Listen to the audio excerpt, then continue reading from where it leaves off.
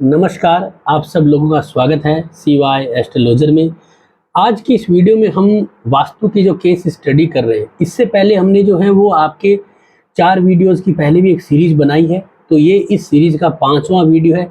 अगर आप वास्तु सीखना चाहते हैं तो आप जो है वो हमें कांटेक्ट कर सकते हैं, नीचे आया नंबर है हमारा, उसके द्वारा आप जो है हमारे अपकमिंग बैच होते रहते हैं, तो आप सीख भी सकते हो। अगर आपको वास्तु से संबंधित कोई जानकारी लेनी है तो भी आप कांटेक्ट कर सकते हो।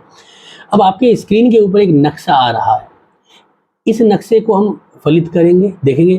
थोड़ा नक्शा थोड़ा सा क्या है कि अब ऑनलाइन भेजा गया है तो थोड़ा सा क्लियर नहीं है, लेकिन हमें मोस्टली दिख रहा है, आपको भी स्क्रीन पे अगर कंप्लीटली दिख रहा होगा, और मैं थोड़ा सा इसके बारे में बता भी दूंगा। इसमें मैं आपको एक स्पेशल चीज़ भी ऐड करूंगा, जो है जन्म कुंडली, यानी कि थोड़ा सा एस्ट्रो वास्तु का टच भी दूंगा। मोस्टली आपको जो है वो बहुत सारे ऐसे वीडियोस मिलेंगे जो सिर्फ वास्तु वास्तु चिल्लाते रहते हैं, लेकिन जो वास्तु के अंदर भी जो काम करता है ना, वो एस्ट्रोलॉजी बहुत ज़्यादा। क्योंकि हम कोई भी नया मकान लेते हैं या किसी किराए के मकान में भी जाते हैं, तो हमारे को यहाँ पे जो है वो जन्म कुंडलियाँ बहुत बड़ा रिजल्ट देती है। तो देखो, आपके सामने स्क्रीन पे एक मकान है जो जातक लेना चाहता है, तो क्या ये लेने के लिए उपयुक्त है या नहीं है, ठीक है। तो इसने यहाँ पे आपको जो है वो ग्रिड करके दिया है, ठीक है, इसने ग्रिड करवाया है किसी से, जो भी है। तो अपने को जो मिला है उसके अकॉर्डिंग इस पे जो है अपन डिस्कशन करते हैं। देखिए, यहाँ पे अगर हम देखते हैं तो जो मुख्य एंट्री है, जो यहाँ पे लिखा हुआ है, आपको एंट्री में थोड़ा जूम कर देता हूँ इसको। यहाँ पे देखेंगे तो ये एंट्री लिखी हुई है, ये W1S8 हो गया, ठीक है ना। तो ये क्या है, साउथ वेस्ट की एंट्री है, जो अच्छी नहीं है, जो अशुभ होती है। तो कोशिश करनी चाहिए कि हमें ऐसे मकानों से बचना चाहिए, ठीक है ना। एक तो ये सबसे इंपॉर्टेंट चीज होती है, क्योंकि ये क्या है, अशुभ द्वार है, ये पितरों का द्वार है ना, अशुभ द्वार होता है। तो ये मोस्टली क्या है, इसकी रेमेडीज भी नहीं होती है, तो इससे हमें बचना चाहिए। चलो, एक तो एक पॉइंट है, आगे भी और देखते हैं। तो अब यहाँ पे अगर जब हम आगे चलते हैं तो हम यहाँ पे देखते हैं कि हमारा यहाँ पे जब हम देखते हैं तो साउथ में एक लिविंग रूम है, ठीक है। हमारा जो है वो यहाँ पे आग्नेय कोने की तरफ जाते हैं तो एक किचन आ रहा है, थोड़ा इसको बड़ा कर देता हूँ मैं, आपको दिख जाएगा। यहाँ पे देखिए, यहाँ पे ये S1E8, ये आपके जो है वो किचन है, बहुत बढ़िया है, कोई दिक्कत नहीं है।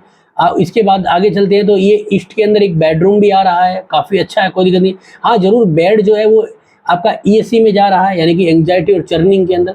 तो इसके अंदर अपन बेड को इधर से उधर कर सकते हैं, ये अपने पास ऑप्शन होता है, इसकी चिंता का विषय नहीं है, वहाँ पे ठीक है। ये यहाँ पे एक सबसे बड़ी प्रॉब्लम क्या हो रही है, N8 और E1 में एक टॉयलेट आ रहा है नॉर्थ ईस्ट में। तो दो बड़ी मेजर प्रॉब्लम है, साउथ वेस्ट की एंट्री और नॉर्थ ईस्ट का टॉयलेट। तो ये हम इस प्रॉपर्टी को अपन नहीं लेंगे, क्योंकि अपन को तो ये प्रॉपर्टी सेट ही नहीं हो सकती। अब इसके बाद यहाँ पे एक बेडरूम है, अब चाहे अब कुछ भी हो जाए, हमारे लिए वो गड़बड़ है। अब इसमें W7, W8, W6 के अंदर एक टॉयलेट आ रहा है WN, W में, तो वो हमारे के लिए चल जाएगा, कोई दिक्कत नहीं है। यहाँ पे हमारे लिए एक दूसरा जो है वो रूम है। अब इसके अंदर हम इस प्रॉपर्टी को थोड़ा सा क्या है कि हम अपने लेवल से देखेंगे, तो इसको अपन क्या करेंगे, यहाँ पे जो है रिजेक्ट करेंगे। क्यों करेंगे रिजेक्ट, क्योंकि एक दो इसमें मोस्ट इंपॉर्टेंट इश्यूज है, ठीक है ना। क्योंकि दो इंपॉर्टेंट इश्यू इसलिए हो रहे, एक तो आपका यहाँ पे जो एंट्री है वो बहुत गड़बड़ है, ठीक है। दूसरा कि ये आपका नॉर्थ ईस्ट में टॉयलेट आ रहा है। तो सबसे मेजर इश्यूज है जो अपन को यहाँ पे दिक्कत दे रहे हैं। ब्रह्म स्थान ठीक है, कोई दिक्कत नहीं है, कमरे भी बहुत अच्छे, किचन बहुत अच्छा है, लेकिन फिर भी हम इसे रिजेक्ट कर रहे हैं। अब क्यों जातक को ये मकान आया, क्यों जातक को अच्छा भी लग रहा है। देखो, एक चीज होती है ना, अभी वास्तु यहाँ पे खत्म नहीं होता। कोई वास्तुशास्त्री होगा जो इसके ऊपर उपाय करा के उसको चिपका भी सकता है, ठीक है ना। कहीं हम यहाँ पे कह रहे हैं कि नहीं, अब क्यों ये आया है, क्यों ऐसा मन में आता है, क्यों हमारे पास ऐसे ही ऑप्शन आते हैं।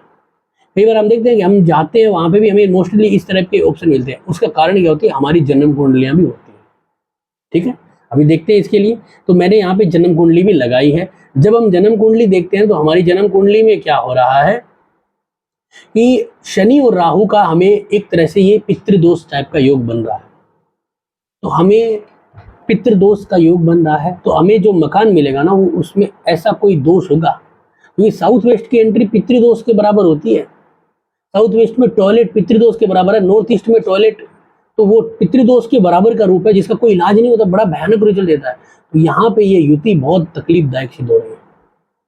जब हमने जातक की कुंडली देखी, यही खासियत होती है जो एस्ट्रो वास्तु करने वाले होते हैं, कि जन्म कुंडली को जरूर मैच करना होता है।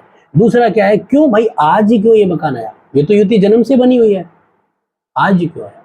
तो अगर हम देखेंगे तो दशाओं में जब जाते हैं तो हमें पता चलता है कि इस जातक को जो है वो आज की डेट में बुध की दशा चल रही है, कोई दिक्कत नहीं है, बुध की चल सकती है। अब बुध की जो दशा है उसके बाद आगे आएगा केतु, ठीक है, बुध जब खत्म हो जाएगा 34 में, जब केतु आएगा, केतु एक थोड़ा सा नरसिकी का शुभ ग्रह भी है, प्लस आज की डेट में 26 अगस्त 2024 से चंद्रमा चला है, और चंद्रमा जो है वो जन्म कुंडली के अंदर भाग्य स्थान का मालिक होकर अष्टम भाव में बैठा है। अब भाग्य हमारा भविष्य है, हमारा पूरा भविष्य कौन है, जो हम योजनाएं बनाते हैं वो हमारा नवम स्थान होता है, जो हमारा भविष्य। अब हमारे भविष्य कौन, हमारी संतानें होती हैं, हमारा सेविंग्स होता है, और हमारे जो भी प्रॉपर्टी इन्वेस्टमेंट है वो होता है। वो उसका जो मालिक है वो चंद्रमा मिथुन राशि यानी शत्रु राशि के अंदर बैठा है, और वो जाके बैठा कहाँ पे है, वो जाके बैठा है हमारे 8वें घर में, जहाँ पे वो बिल्कुल भी कंफर्टेबल नहीं है, और केंद्रुम नाम का दोष बनाता है जो मानसिक तनाव, डिप्रेशन, घुटन, आत्महत्या, चिंताएं, इस तरह का योग बनाता है। तो क्या हमें इस तरह का योग बन रहा है, तो क्या हमें इस तरह का मकान लेना चाहिए? मैं कह रहा हूँ कतई नहीं लेना चाहिए, क्योंकि यहाँ पे ये बहुत बड़ी पीड़ा दे देगा। इसीलिए ये मकान हमें दिख रहा है, इसीलिए हमें लग रहा है कि हाँ ये मकान हमारे सामने, और अभी अच्छा भी लग रहा है। क्यों लग रहा है? ये दोष है हमारी जन्म कुंडली में, हम ये दोष हमें ले जाना चाह रहे हैं वहां पे, और हमें बचना है, ये हमें बचना है। इसीलिए हमें यहाँ पे जो है कह सकते हैं कि कोई वास्तुशास्त्री आया, कोई ज्योतिषाचार्य आया, कुछ भी आ सकता है। मैं नहीं कहूँगा कि मैं ही एक्सपर्ट हूँ, कोई एक्सपर्ट नहीं होता है, भाग्य एक्सपर्ट होता है आदमी का। इसके भाग्य स्थान के अंदर जो दोष है, लेकिन अब कोई भाग्य को दृष्टि दे रहा होगा, भाग्य कहीं मजबूत होगा, तो जातक को कहीं ना कहीं कोई हिंट मिल जाता है, ठीक है ना। ये एक इंपॉर्टेंट ऑप्शन होता है। अब हम यहाँ पे अगर हम थोड़ा सा इसके आगे बढ़े ना, तो यहाँ पे देखेंगे तो चंद्रमा जो है वो नवमांश में भी अमावस दोष में, जो थोड़ा सा आगे और बढ़ जाते हैं, तो यहाँ पे अगर हम आगे आ जाते हैं ना, तो हम यहाँ पे आगे आके देखते हैं ना, तो हमें क्या है, सप्तामसा कुंडली नजर आती है, जहाँ पे अगर हम एक चीज पॉइंट करते हैं ना, तो शुक्र, बुध और केतु तीनों के तीनों 12वें घर में है। यानी कि सप्तमांश का मतलब होता है संतान, और संतान और 12वां घर है जो उसका खुद का सेटलमेंट है। अब उस कुंडली के अंदर दोष बना हुआ, तो इसका मतलब क्या है, केतु बुध शुक्र है ना, इसका मतलब इस घर में उसको वैवाहिक जीवन में अड़चने देगा। तो अब हमें इस घर में जाने का कोई फायदा नहीं दिख रहा, फायदा यहाँ पे दिख नहीं रहा है, इसलिए हमें क्या करना चाहिए, यहाँ पे इसको रिजेक्ट करने में लाभ है।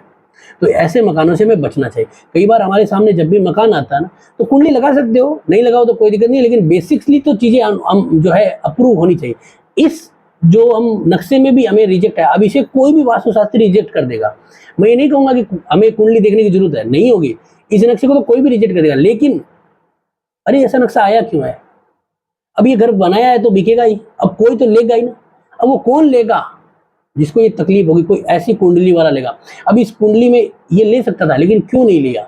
अब इसकी कुंडली जब हम देखेंगे ना, तो हमें समझ में आएगा कि दसम घर में गुरु बैठा है। दसम घर में जब गुरु बैठ जाता है ना, तो क्या करता है, इंसान को एक प्लस पॉइंट रहता है कि उसका एक स्टेटस, मान सम्मान बना रहेगा। तो अब ये मान सम्मान कैसे खराब हो सकता है? प्लस जो आपका दसम घर का जो मालिक है सूर्य, वो 2nd हाउस में धनु राशि में बैठा है, जो राशि परिवर्तन राजयोग है।